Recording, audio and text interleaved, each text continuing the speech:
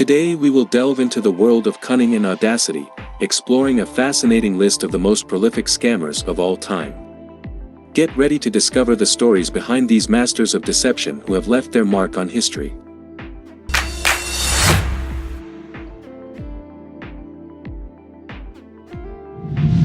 Number 7.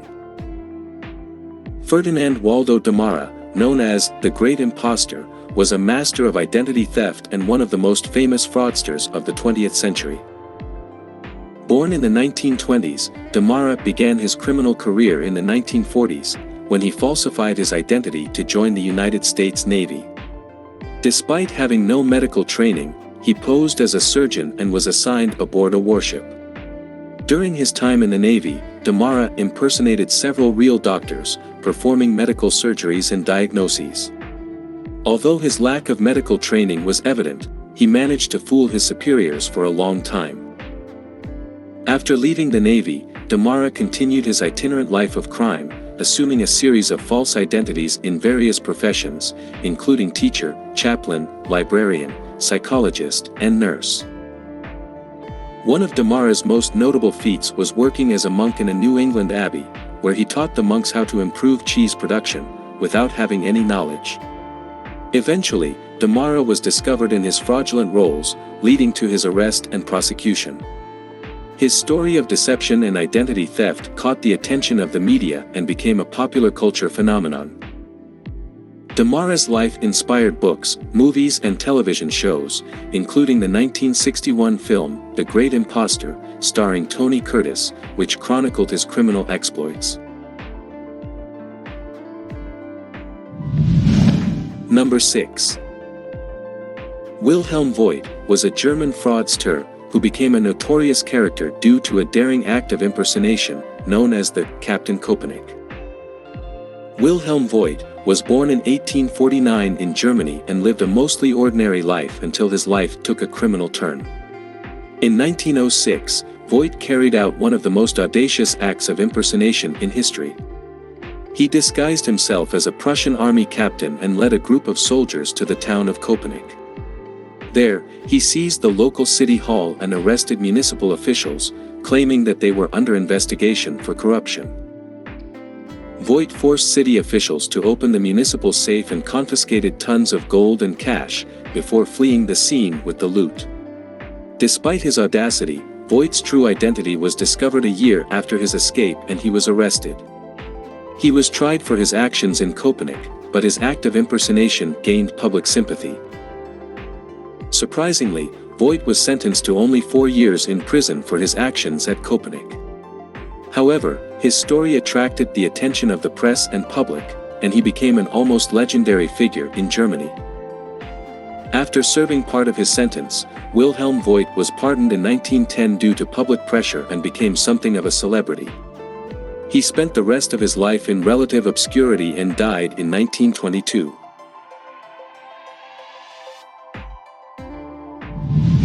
Number 5.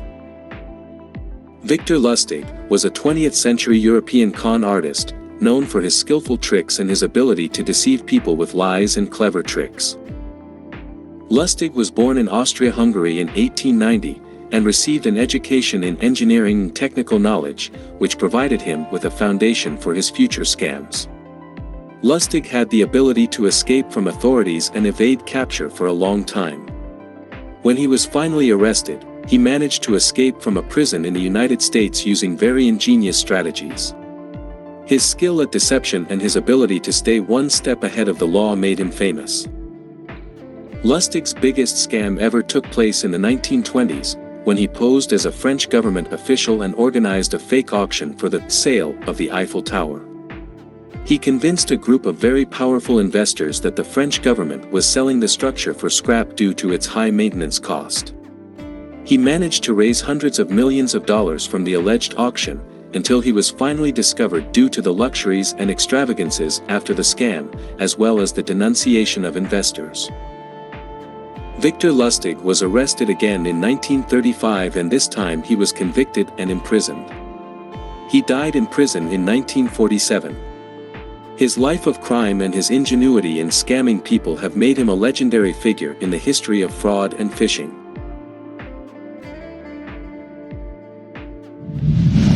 Number 4.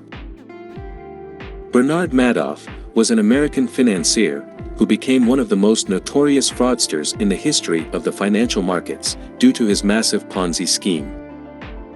Madoff founded the investment firm Bernard L. Madoff Investment Securities LLC in the 1960s and built a reputation for success on Wall Street. His company promised steady, modest returns to investors, which attracted numerous wealthy clients and investment funds. Madoff's scam was based on a Ponzi scheme, in which he used the money of new investors to pay old ones, creating the illusion of consistent and certain profits. This scheme continued for decades undetected due to falsified reports and bogus audits. In 2008, with the financial crisis at its peak, Madoff was unable to meet his investors' withdrawals, leading to the revelation of his Ponzi scheme. In December 2008, he confessed to his children that his company was a scam, and was subsequently arrested. Madoff's scam resulted in massive losses for thousands of investors, including individuals, charities and pension funds, totaling more than $65 billion. Many investors lost their life savings. In 2009, Madoff pleaded guilty to 11 federal charges, including fraud, money laundering and perjury. In 2009, he was sentenced to 150 years in prison, a virtually life sentence. Number 3. George C. Parker was one of the most prolific American fraudsters in history. Active in the early 20th century, Parker specialized in real estate scams in New York City. He was famous for posing as a city government official, or even the rightful owner of iconic city properties. One of Parker's most notorious deceptions involved the selling of the Statue of Liberty to unsuspecting people. He posed as a government representative, and claimed that the statue was being dismantled for renovation, and was available for sale. In addition to the Statue of Liberty, Parker also claimed that the Brooklyn Bridge, Madison Square Garden and other iconic monuments were for sale. He often used fake documents and forged government seals to support his claims, generating millions of dollars in revenue from these scams. Throughout his life, Parker was arrested several times for his frauds and scams, but he had a talent for getting out of jail and returning to his fraudulent activities. George C. Parker was finally sentenced to prison in 1928 and spent his final years behind bars. He died in Sing Sing prison in 1936. His actions led to the implementation of stricter security measures around monuments and public properties in major cities around the world. Number 2. Carlo Ponzi was an Italian fraudster who became the name behind the famous Ponzi scheme, one of the best-known fraudulent investment schemes in financial history. Carlo Ponzi emigrated from Italy to the United States in the early 20th century, seeking economic opportunities. He worked various jobs and strove to succeed in his new life in America. In the 1920s, Ponzi founded the Securities Exchange Company, based in Boston. He promised investors exceptionally high returns, 50% profit in 45 days or 100% profit in 90 days, by buying and selling international postal reply coupons. The promise of extraordinary returns attracted thousands of investors, many of them giving their savings to Ponzi, hoping to make substantial profits. Instead of investing investors' money as promised, Ponzi used new investors' money to pay old investors, creating the illusion that he was making a profit. This operation resembled a pyramid scheme, where returns were generated from other investors' money rather than legitimate investments. As public attention grew and investors began to withdraw their funds, Carlo's Ponzi scheme collapsed in 1920, until he was eventually arrested and faced fraud charges. Carlo Ponzi was convicted of fraud and spent several years in prison.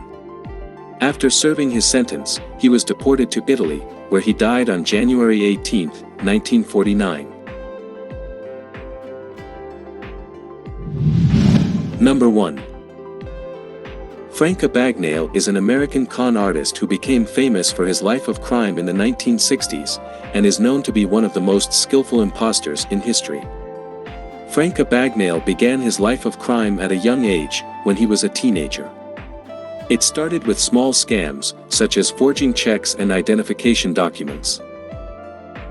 Abagnale's most notable skill was his ability to impersonate identities. He posed as an airline pilot, a doctor, and a lawyer, among others. One of Abagnale's most notorious scams involved impersonating an airline pilot. He flew thousands of kilometers around the world, posing as an experienced pilot and accumulating fraudulent flight hours. He also defrauded airlines by issuing fake checks to pay his travel expenses. In addition to his skills as an imposter, Abagnale was an accomplished check forger. He used stolen checks and fake bank accounts to defraud banks and businesses. Finally, Frank Abagnale was arrested in 1969 in France. He was extradited to the United States, where he faced multiple charges of fraud and forgery. He was sentenced to 12 years in prison, but his sentence was reduced to 5 years due to his cooperation in catching other scammers. After serving part of his sentence, the United States government conditionally released him, in exchange for his cooperation in the fight against fraud and counterfeiting. Abagnale became a security consultant, sharing his expertise to help prevent financial crimes. Frank Abagnale's life of crime has become part of popular culture, and was immortalized in his autobiography, Catch Me If You Can, which later inspired a film of the same name, starring Leonardo DiCaprio. If you liked the video, please like and subscribe to the channel, so we can bring you more of history's finest tops, from around the world.